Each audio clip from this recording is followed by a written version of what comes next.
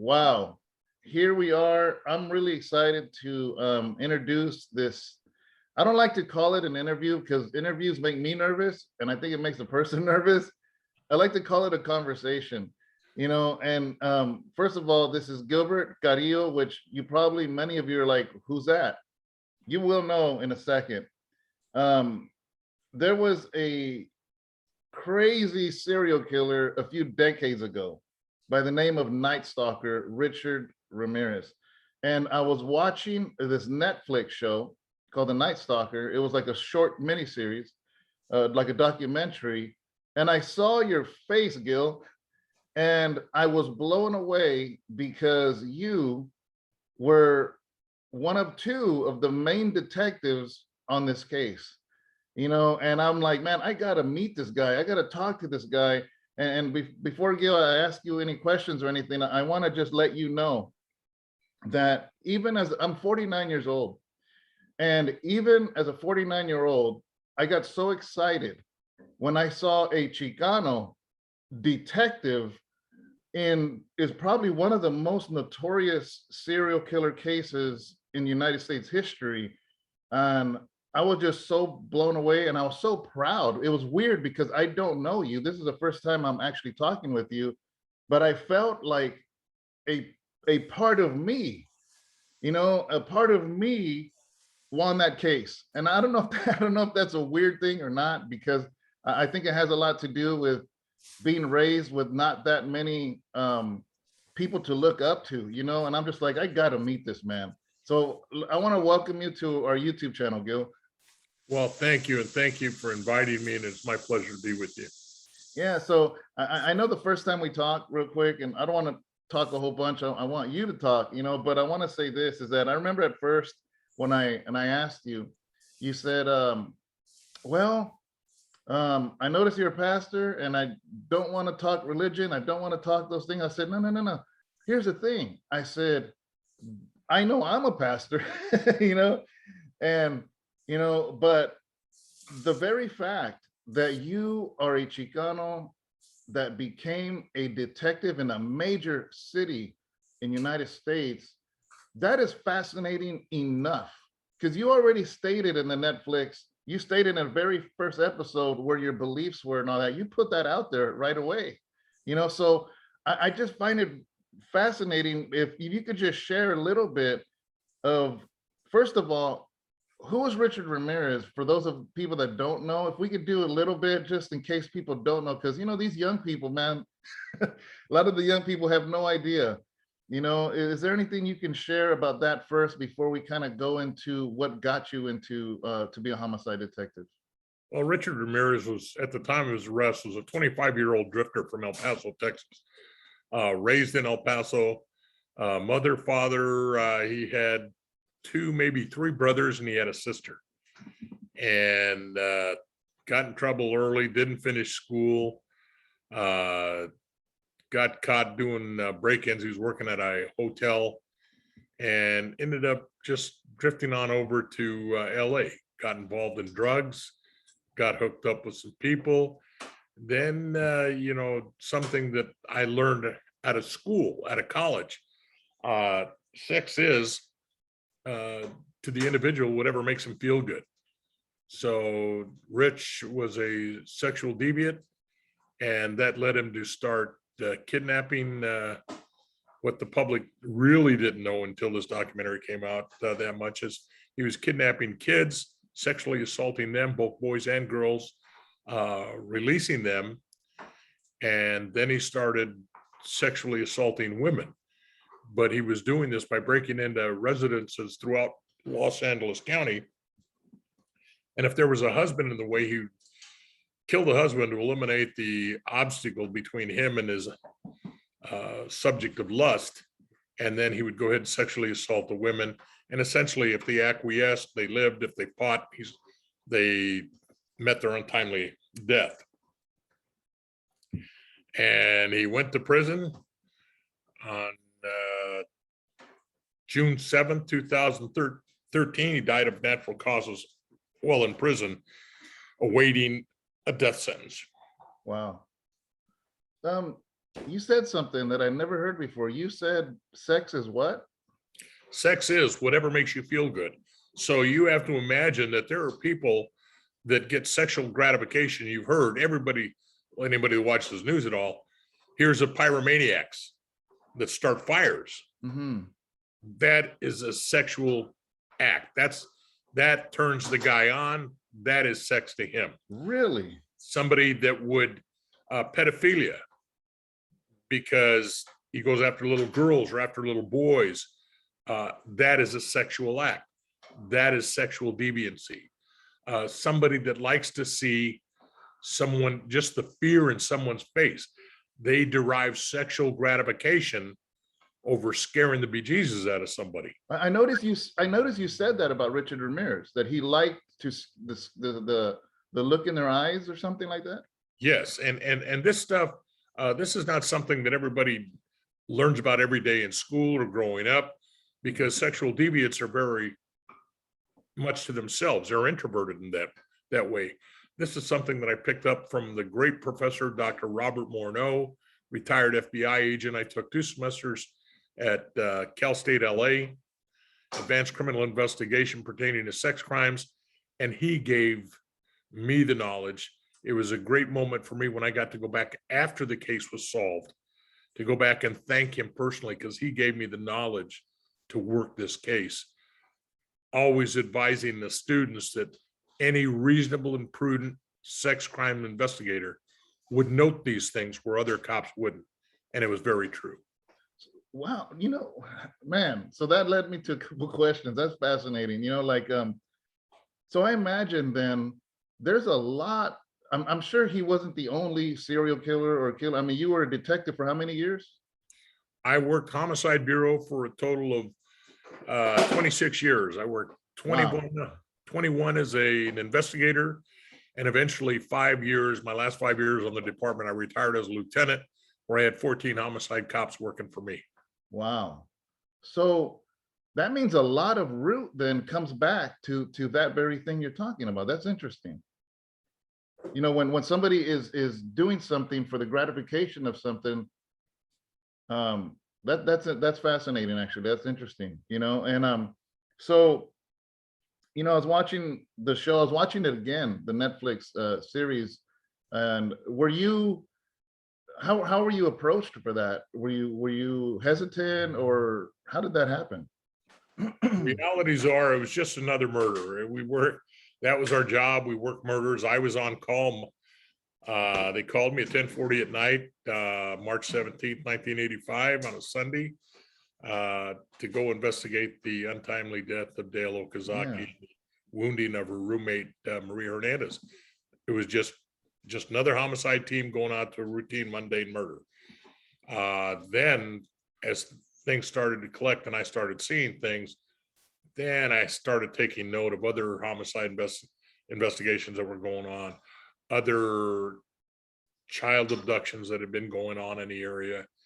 And then you just keep rolling along, and then you get another murder and you match it to one before, and before you know it, Frank Salerno and Gil Carrillo are lead investigators for a serial killer. In this case, it was a Night Stalker case. So when you got approached to do this show, were you hesitant at first?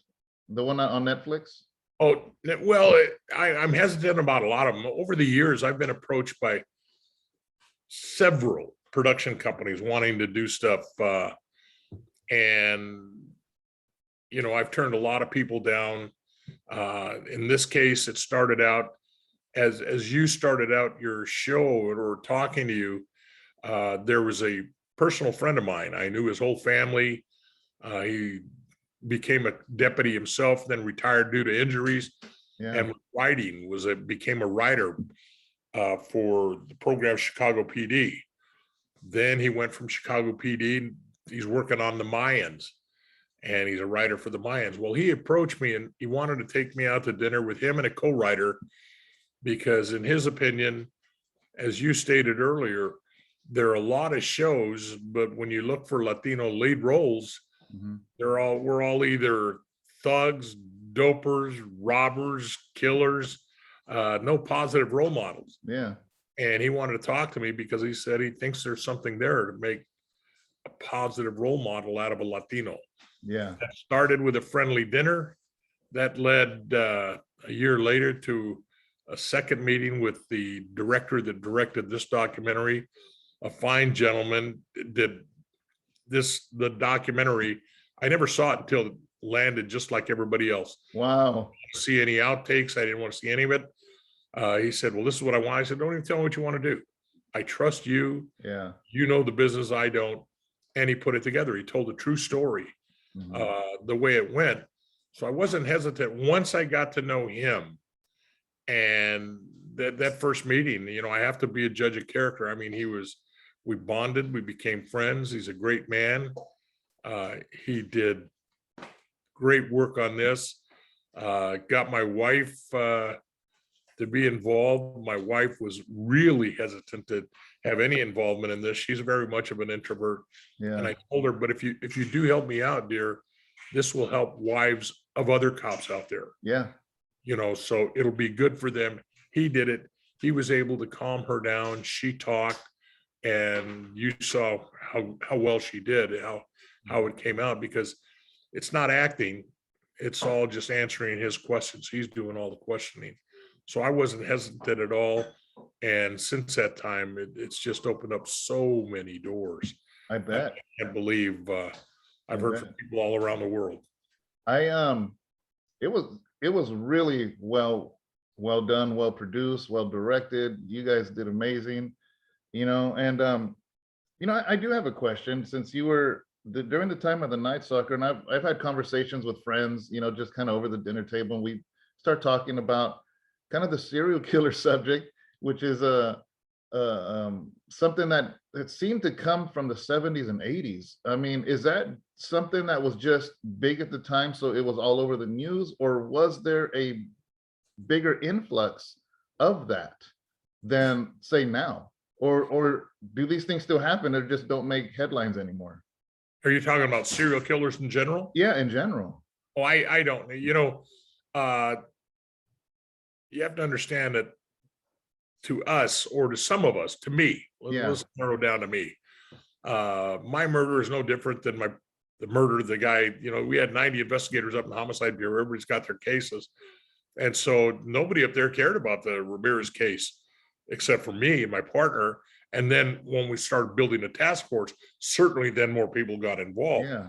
But I never thought about that. I never studied serial killers before. Really? And I didn't know. I didn't work this one as a major thrust with all this. No, I just knew people. I depended on my partner Salerno. I asked him at one time, is it wrong, to think that I need somebody else to die to look for another clue? Wow. I was deeply entrenched in this thing, and I needed to solve it.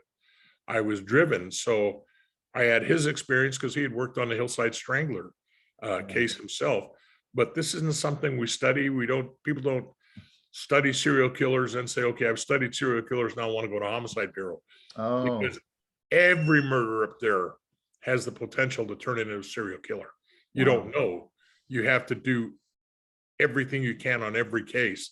Yeah. And then if it is a serial killer, the links and the evidence will show up. I don't know how you did that job for so long. I commend you for it. I think I was telling you before I hit record that I'll speak for myself. Even though I was in gangs and things like that, I was fascinated by the detective. I remember being with the homeboys and just hanging out, and I'm just like, man, I'll never be a cop. I'll never be a cop, but man, it'd be cool to be a detective, And I don't know if that came from maybe TV shows we grew up watching. I don't know. Let me, I don't know, this will probably put your viewers in for a little surprise. Yeah. I was 17 when a cop took me home and told my parents to sign for me to get off the streets, or I'd end up dead or in prison. And so it was that cop that actually saved my life. Wow. And if not, I'd be out on the corner with the homeboys saying, so vato loco, me importa poco, the sky is blue. I said, where you from? Donde? And he helped me. He helped me write a paper. I wasn't going to graduate. He helped me write a term paper my English at that time was a required subject, and I was failing. I was going to be the first one in my family not to graduate. And so the teacher just said, write a term paper and I'll give you a D. So I asked this cop, hey, you're always talking smack, you put us on the cars, you do this, you say you want to help us, help me write a paper. And he did. No way. So at 17, I joined the United States Army with my parents signing. And that's what turned my life around. I ended up in Vietnam. Vietnam gave me a new appreciation on life. And I wanted to give back. And one of the ways to give back was I wanted to be a cop, give back what that cop gave to me. And I wanted to go to college because back then I thought I was naive and I thought only white rich people got to go to college. And nobody in my family had ever gone to college. What was that a fact though back then? I don't know. That was the mind of a 17-year-old kid. Yeah. I really don't know because all of my friends were Latinos and not too many of them were going to college. Where'd you grow up? Grew up in Pico Rivera. Okay. I passed through there maybe 2 months ago. Never been there. I just happened to pass through and I stopped at a coffee shop. It's a good place. My daughter, it's changed a lot. Yeah. And my daughter, with her family, 2 children, they live in the same house that I grew up in. Really? Yeah, when my mother passed, she was the last one to pass. I knew what I had to do, and I sold a house to divide the money between my sisters. And my daughter said, Dad, I want to buy the house. I'm not married. I don't have a boyfriend. I don't have kids, nothing. But I see my other friends that are married and have children, and they're still living in apartments. So I want to buy it as an investment. And at some point in time, when I'm ready and I have a family, then I'll move in. And Wow. so that's what she did. And she lives in the very same house on the cul-de-sac that I grew up on. That's so cool. So you go step in that house and millions of memories. Oh, sure. And they're fond memories inside my house. Yeah. And the outside, the block, the block isn't the way it was. The young males that hung out on the corner, the homeboys, the guys from the barrio, you don't see that anymore. Yeah. Which is a good thing. So you said that you went to Vietnam. So weren't people being drafted? You said you joined up? Yes, I joined up and there was a draft going on at the time. You're just like, it's going to happen anyways, or that's what you wanted to do? Well, I wanted to do. I had already lost some friends from high school that had been killed over there. As I said, I was 17 years old. I was young and naive. And he said, you better do this. My parents said, if that's what you want. And I said, yeah, that's what I want. I want to go to Vietnam. I thought then I want to avenge the death of my friends. Yeah. And I want to get in there and mix it up, just like a homeboy would back up his homeboys. That's what I want to do. I want to back up my homeboys there. Of course, when I got there, I learned more about life. And I learned that there are absolutely no winners in war. There are no winners because each side thinks they're doing what they think is right for their own country. Yeah. And both sides lose people. And both sides have crying, sad family members and friends back at home. I wouldn't wish war. I wouldn't wish that on anybody, but I'm so glad that I got to participate, that I got to be there, because it turned me into a different person. It made me a man. Yeah. Cured me. And I was still able to do things. I mean, I was able to help start an orphanage back there. Wow. When you're seeing 8-year-old, 9-year-old kids having to teach them how to use a weapon to protect their village, it's sad. And so there are many sad memories from that place. There are many fond memories. So I try not to dwell on the sad and just keep a positive outlook on life. And everything has turned out good for me. What branch were you in? I was in the Army, flew, I was a crew chief on helicopters. We call them slicks, insert, extract, medevac. resupply, we did everything. And when you get in those holes where you got to go down, and sometimes they're called them hover holes, where you have to get down and go straight down because there's trees all around you, shots being fired, it's an enemy. It's not very serious work, and it's frightening. You don't have time to be frightening. I talked with one of my old pilots a few years ago. He had seen me on TV, and he reached out and we started talking, and he remembered this one mission that we were on, and we had to extract 4 soldiers from the ground on 100-foot ropes, big trees in a mountain, and we're in a firefight. Everybody's, it was like something like watching some war movie on TV. The guys on the ground are shooting and throwing grenades. We're shooting from the helicopter, and all I could do was hear my pilot saying, "Oh my God, oh my God, oh my God, oh my God."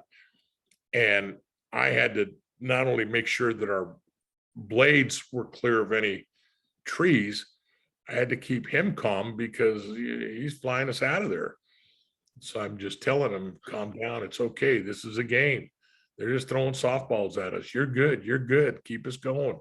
And we were able to get the people out. Do you look back at that and it feels like somebody else's life? I look back at it, and the tragic part of that story is I was the last person to see an American alive. He gave up he ended up winning the Congressional Medal of Honor. Yeah. He gave up his seat for one of his South Vietnamese soldiers that was with him on the mission, gave it up. We pulled out, and he got killed. He just defended the helicopter and us as much as possible. He stood there by himself as he's surrounded by literally hundreds of North Vietnamese regular soldiers. And so it's sad, it's tragic, but like I said, you don't dwell on the negative. You think of the positive. And I still meet with some of the guys that I flew with annually, and once a week I'm down at the VFW post having something cold to drink with some of my friends. Yeah. Wow, man. The more you talk, the more the more this your story fascinates me. The more proud I am just to have this conversation with you. Oh, thank you. I myself, real quick, I was 32 years old, and I was arrested by the FBI and the DEA, caught under a RICO Act. So I went to federal prison from 2004 to 2010. Gave my life over to the Lord in prison. Haven't looked back since. Pastor at church now. But I will say this, is that out of the 6 years I did, one of those I did in solitary confinement, which was the worst, but the best thing that could have ever happened to me. Because it was there that even though it wasn't in a Vietnam firefight, there's a moment in life where you have to look at yourself and really look at yourself and say, what am I doing? And that completely changed my whole life, and it changed the man that I am today. So I know it's way different than what your story is, but there's things in life that we go through that we can't take those back, even though it caused pain or hurt or things like that. It actually shapes the man that we become, or the woman, whoever's watching becomes. That was your own war, and God bless you for beating it. Yeah. I hope all Vietnamese people don't hate me, and I certainly don't hate all Vietnamese people. And in your life, you turned it around, and I hope all your old contacts don't hate you, and I know you don't hate those people that got you put in there. Yeah, they actually, my old homeboys, at first they're like, oh, this guy's running to the Bible. But now, when really, really they need something, they come to me for prayer. They come to me for counsel. And that's awesome. My thing is I say this. I said, for a lot of years, I gave my life to the homies. I said, but when I got out, the rest of my life belongs to my children and my family. Good for you. We have, between me and my wife, we have 3 grandchildren. And man, life is beautiful. I don't know why I lived and some of them didn't. But I'm grateful and I'm thankful for the moments that I have with family, and that's so important, So you go from 17 years old, you join the Army, and then you get out, you go to college, and that's where you become an officer. Is that what happened? Yeah, I started college. I had three goals in life when I got out of the Army. Wanted to go to college. I wanted to become a cop to give back. And the third one, which was not so good, uh, the third one was I wanted to hook up with my ex-girlfriend who wrote me a Dear John when I was in Vietnam. She broke my corazon. It was terrible. It was ugly. And I wanted to come back. I wanted revenge. I wanted Hey, to get, those are the letters inmates get too. yeah, I wanted to get her eaten out of the palm of my hand, and then I wanted to dump her like a bad habit, like she dumped me. I wanted to see her suffer. So how'd that work? How'd that work I, out? I got out in June of 1970. By September of 1970, I had her eaten out of the palm of my hand. The day after Christmas, boom, we got married. So we just celebrated our 50th wedding anniversary. Wow. So I guess 2 out of 3 of my goals were accomplished, and I'm glad the third one didn't make it. Yeah, right, man. God bless your marriage. Thank you. You know, and wow, that's another great thing. You know, so in your time when you were an officer, was there any did you ever feel anything from other officers at that time? I know times are different now. At that time, did you feel like maybe because you were Latino or anything, or did they treat you as a brother also because you were a fellow officer, or how was that? No, I was treated. We're all, yeah, people see Latinos, people see blacks, people see Asians. All we see are brothers. We're all cops. We don't look at color. They didn't treat me any better, any worse than anybody else. You make your own friends. You do what you got to do. Yeah. As long as you're a good cop and you're working with good cops, it's all about a brotherhood. They don't care what color or anything you are. I was picked to, I migrated from regular patrol to gangs, working a gang unit, but I Yeah. was still in uniform. And I did that for a few months, and then I got out. I didn't want to do that anymore. And I went back to, they used me as a training officer. So I was training. They came back to me and asked me to go back to gangs. And I told them I didn't like it. I didn't want to. And they said, why? I said, you don't know how to work gangs. You can't go up and talk to a gang member in uniform and expect him to just open up and talk to you. You can't relate to that uniform. You need to do it in plain clothes, soften up the image. You're not so hard. And they said, well, that's why we want you back. We want you to head up and we started a plainclothes gang unit. So it was very successful. I worked gangs, was very successful. I could relate to the guys. I was a natural. My partner, when I started that, one of the best patrol partners I ever had, they used to call me on the streets. I was the Kukui and he was Green Eyes. We had nicknames just like everybody else. And he was right there from the barrio. He was from the neighborhood. He was a big-hearted guy. Yeah. And that we matched well. We did good. Everything went well. They then started a headquarters gang unit. So that meant I was going from regular patrol to now becoming a gang investigator and filing cases and talking to people, gathering intelligence. Yeah. And that just led a natural shoe in. Then I was asked if I was ready, if I wanted to go to homicide. And that was my dream. Homicide detectives were creme de la creme. Oh yeah. They were good. When they walked up, everybody got out of their way. Everybody busted their booty to help them out and solve the case. And now they were asking for me. I was the youngest guy to go up there. And I was the youngest guy probably for about the first 6-7 years that I was there.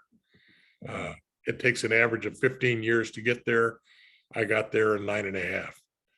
And So that they asked me.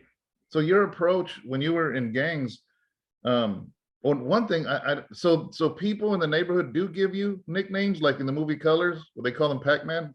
Sure. So Sure. okay, so so I imagine that when you were working gangs, your perspective of the barrio was way different than somebody else. Sure. It was. It was different for most Latinos working, or if you were in the South Central, if you were Black, it'd be different for you than it would for other people, because we understand cultural differences. Yeah. Or some people don't. Something very simple. If a non-Spanish speaking officer is talking to a Spanish speaking individual, and you say, do you understand what I'm telling you right now? And that person says, yes. Well, I know that person didn't understand anything this guy was talking about, or it was broken in there. But that Latino was too proud to admit he wasn't smart enough or didn't have the intelligence to understand his English. Yeah. So they just say yes, no, and they really don't understand. So what that allowed me to do is talk to people and understand, whether it be gang colloquialism, being able to speak from the barrio street talk, or speak proper Spanish, or just speak English. Mm-hmm. Whereas somebody that didn't have that cultural background, it'd be a little more difficult for them. Yeah. Wow. Wow. So, another thing I know, there's so many things. There's another thing that I know you brought up is kind of off topic, but you actually met the real teacher that Edward James Olmos played in Stand and Deliver. Yes, I'm Escalante. Tell me about that. Well, I met him. He would, when I tell you, you're going to be shocked. There happened to be a local bar by the high school, by the sheriff's station we worked at, and we'd go have a cold one. Some teachers from Garfield would go there to drink on one side of the bar, and some cops would go sit on the other side of the bar. Everybody was friendly. That's just the way they had pool tables on one side. The other side, they had a shuffleboard table and just some tables to sit at. So he'd be in there, and we'd buy one side, would buy the other. We'd just talk and BS, go over there and talk to them, talk over here, send drinks back and forth. Just a friendly, friendly patron of the establishment, kind of like Cheers. And where's Garfield High at? It's in the unincorporated area of East Los Angeles. Okay. It is about 8 miles east of downtown LA. Okay. That's where the high school's at. Yeah. So you were at this bar? Yes. And is that where you met him, or what happened? How did that? We're just in there together. It's just like I said, in that program Cheers. Yeah. Where everybody's in there, everybody knows your name. Hey, how you doing? What's going? That's how you meet him. You say hello. And I mean, we weren't bosom buddies. I didn't know about his life. I didn't know that he was doing all this calculus teaching. I just know he's a friendly man teaching at Garfield High School, a patron of the establishment that I used to go to. So what did you think? What did you think when that movie came out? It's one of my favorite movies ever. I've seen it at least a dozen times. Yeah. And I still get teary-eyed in the end. Yeah. I know what's going to happen. I know it's true. And I still cry because the underdog, the Latino, he comes out victorious. And I remember when that movie came out, it was so opposite anything that had to do with Latinos in movies. And, it was just great. And I'll tell you, it's not just because it's a Latino movie. Yeah. Because there's another movie, Stand By Me, that is based on a true story. And I get teary-eyed over that one. Yeah. And it's all African-American people. They're all Blacks. Yeah. So has nothing to do with race. Mm-hmm. It's about humanity and people. Yeah. I was asked at one time, because I used to play every year. I've been in parades, I've been to schools, a Santa Claus. And I got contacted by a reporter doing an article on Santa Clauses of color. What was it like to be a Santa Claus of color? And it kind of upset me. And I explained to her, you have to understand something. Writers and adults see color. Kids don't see color. Kids see Santa Claus. Yeah. And that's all that matters. So I have no opinion, nor do I care to answer your question about Santa Claus of color. Yeah. So there is no color in my eyes. There's people. And I don't care who you are. You're good, you're bad. Be careful. And I find that's cool that you say that. You just mentioned going to Vietnam, which I imagine, maybe correct me, but when people are shooting at you, you don't pay attention to what somebody's race is. They are So I imagine that's what carried off into being a police officer, is that these are your brothers. You know, they're watching your back, you're watching their back, and you want to come home. Exactly. I couldn't state it any better. When I went to Vietnam, the first guy in my helicopter that got shot, my gunner, he got shot in the back. He was black. I came back from Vietnam in 1969, and I was sent straight to Georgia, Yeah. Fort Stewart, Georgia. And at that time in 1969, they still had segregation. Oh, wow. So you'd go off base and you'd see signs, whites only, coloreds only, blacks only. And I'm looking at my skin, I'm saying, where do I go? So I didn't go off base. I stood on base, and I hated it. Yeah. Because I'm saying, why can this black man go over there and take a bullet for me and do everything for everybody in the United States, but yet he can't come out here and break bread with me? Mhm. And I was so upset because that's not the way I was brought up. That's not the way LA was at the time. My next door neighbors, when I was a kid, were blacks and loved me just as much as my parents. I'm 71 years old, and I can still remember Gertrude Jones. Yeah. And she loved me. Well, now that can't happen over there. I was so upset. I signed waivers. I said, send me back to Vietnam. I'd rather be back there fighting than being over here like this. Yeah. Wow. So that's just the way it is. Yeah. So if somebody is watching this now, there's a lot of people that feel that they can't rise above. They can't further themselves. They can't. It's almost I like to call it a poverty mentality. You know, they feel that they can't because maybe nobody in their family has ever done it. But you sir, are a living example of that. That you can have goals and go for it. You can do, in the words of Jaime Escalante, con ganas, with ganas, which is translated to with desire, Mhm. you can accomplish anything you want. I don't care if you're dirt poor. I don't care if you're a hardcore gang member. You can do anything you want. You, my friend, are just as much living proof as I am. You've made it. You came from the bottom, you got out of the bottom. You went through some hard times in purgatory over there. Yeah. But you're back, and now you've got a family, you've got a life, you believe in the Lord, you have faith. Now you're doing this. Anybody out there can do the same thing.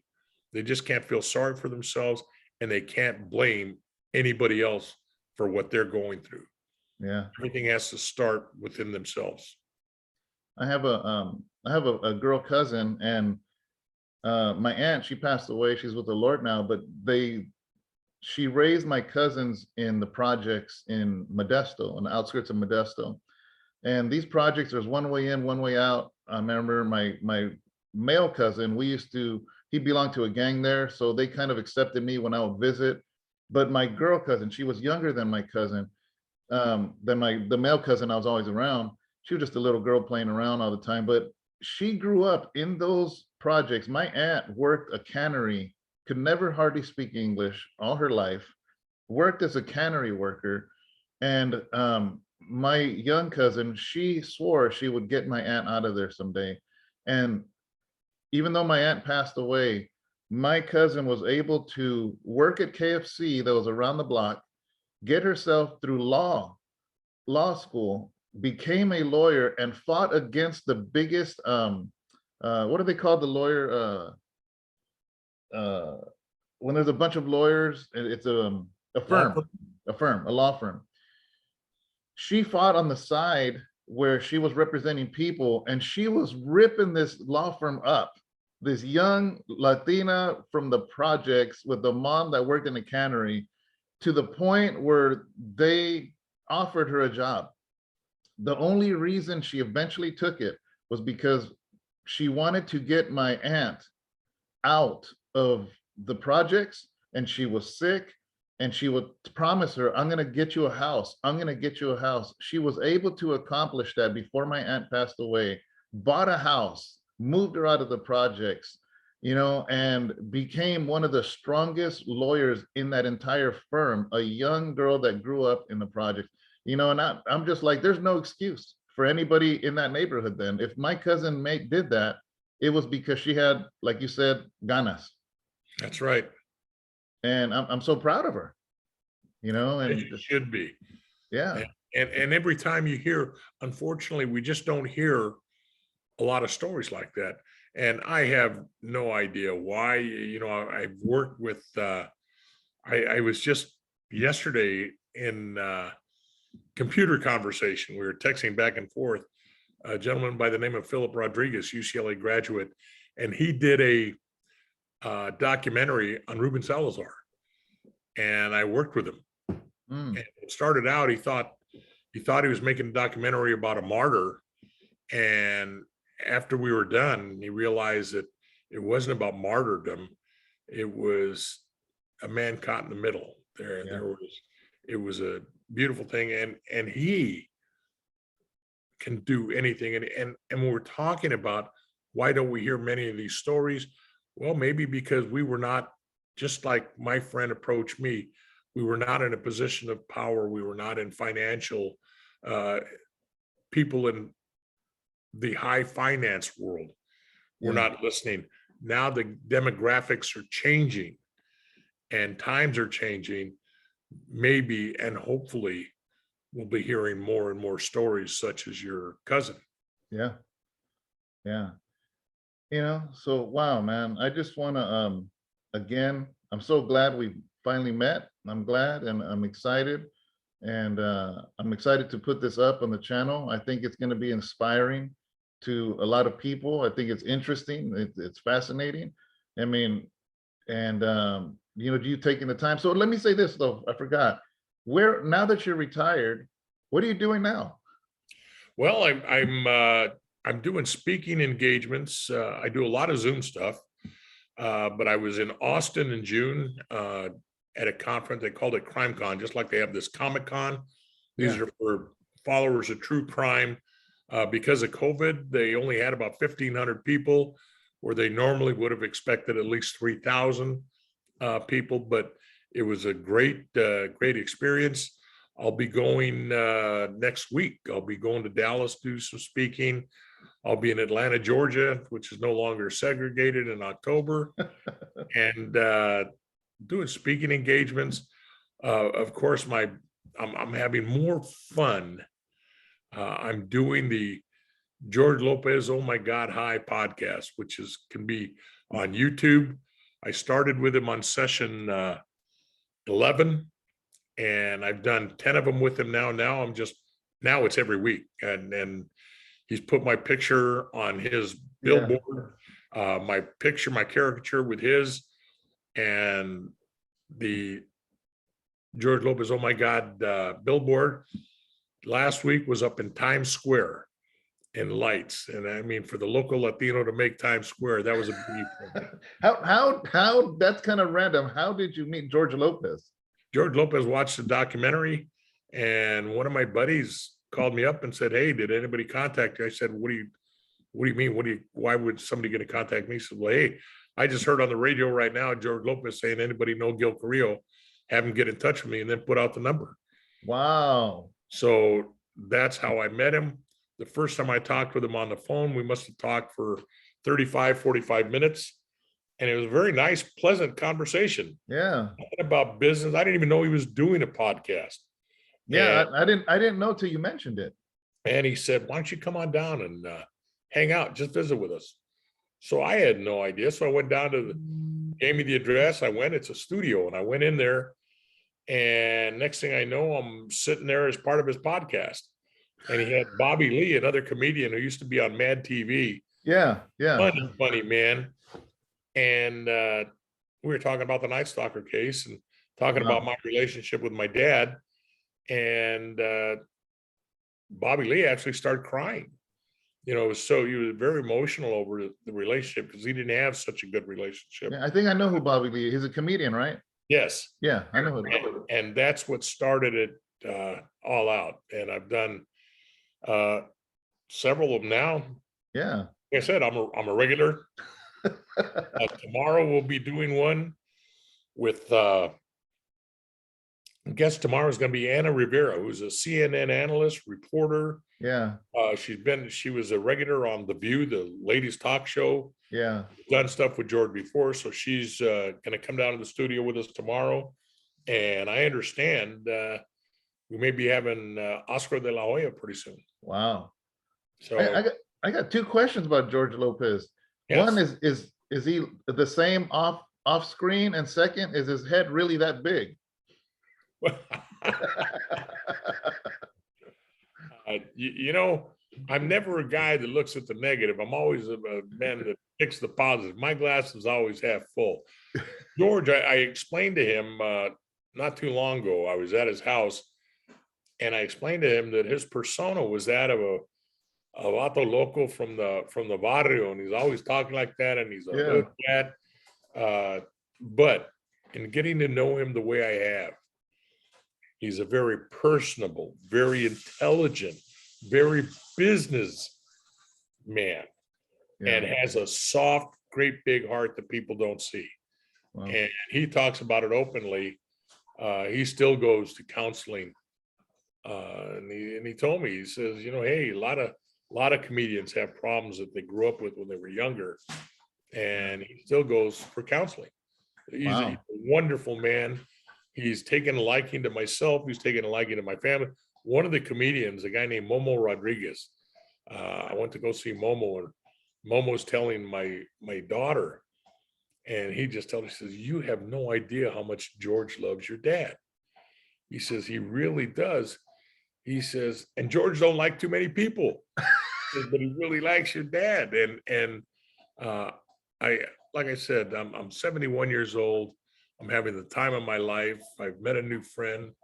I love the man, and we get along good. It's so much fun. If you ever watch it, all you ever do is see me laughing on the show. I told him the other day, it kind of reminded me of Johnny Carson and Ed McMahon. He's the Johnny Carson, and I'm the Ed McMahon on the show. Yeah, because you know what, I did look for it when you told me. I haven't watched one yet, but I'm going to. But one thing that, and maybe it'll make more sense but when I watch it, but I'm like, what's a comedian? And he's sitting there with the homicide detective. You know, I'm curious to see what that looks like. He's always, trust me, he's always funny on the air, off the air. He's always funny. He's just like anybody else from the neighborhood. You know, he's always got something wise to say. He's very quick-witted, very sharp. And I just can't believe his life's experience, everything that he's gone through, business-wise and travel-wise. I mean, he's showing me a picture. He was very down in the dumps Monday. He was sad. And he was sad because it was the anniversary of Kobe Bryant's death. Yeah. And maybe it was Tuesday we were down there. We had to change it to Tuesday. But anyway, he was sad, and he's just kind of down, trying to get back up. And he showed me a picture of a Christmas party at his house a couple of years ago, and Kobe Bryant was at his house. Wow. You know, George has been to the White House. He's been all, you know, there's just so much that people don't know about him. And he's got, if you watch that podcast, we're drinking a beer. Yeah. It's George Lopez beer. He's got George Lopez tacos. He's got Mas Chingon restaurants. You know, he's into everything. He's getting ready to do another sitcom starting in October. I think they're going to start shooting in October. Yeah. So it's wow. It's business. I don't know how he manages everything, how he does it. Certainly he has a team. Yeah, of course. But, I know he's got time for me, and I'm grateful. He's a great man. Great. That's awesome, man. That's awesome that's what that all the things that you're doing. You know, hopefully in the future, I mean, seeing that Netflix special, I was like, man, I wonder if they're ever gonna make a Night Stalker movie. That'd be cool. Well, I'm not going to say they are or they're not. Yeah. I know they've just extended my contract with them by 6 months. So that means that they want to hold on to me to do something. So they're holding on for a while. And we'll see how that goes. One of the guests on the George Lopez Oh My God podcast was a guy named Ben Hernandez. God, I apologize to him. I can't remember his last name. It's Ben Hernandez Bear, or Mhm. I apologize to him greatly. He is a Latino, but he's the only local Latino, because most directors, producers, even though they're out here, they're from Mexico. Yeah.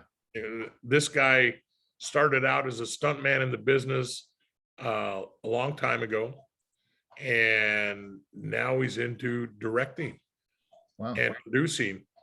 And I know when I was talking to somebody from the people that produced the documentary, they said, well, what's his name? And I gave it to him.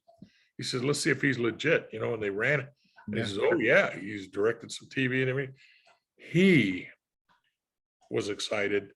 He's seen the documentary several times, and he's asked me if he could make a story about my life. Wow. I So mean, that'd be there's something. amazing.